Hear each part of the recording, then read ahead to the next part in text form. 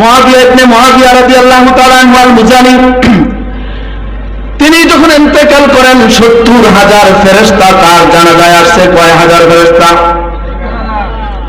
নবীজি সাল্লাল্লাহু আলাইহি সাল্লাম জিবরাইল আমিন সহ ৭০,০০০ ফেরেশতা নিয়ে তার জানাজায় অংশগ্রহণ করেছেন, জানাজা পড়িয়েছেন।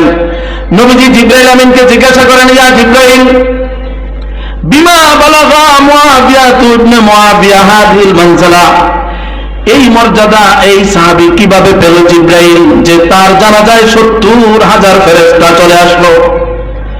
জিবরাইল আলাইহিস সালাম বলেন, নবীজি বিকরাতি সূরাতুল ইখলাস, বিকরাতি কুল হুয়াল্লাহু আহাদ, কিয়ামান ওয়া কুউদান ওয়া মাশিয়ান ওয়া রাকিবান। আপনার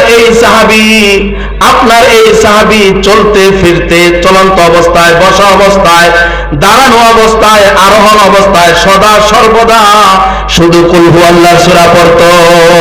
সুবহানাল্লাহ বলেন।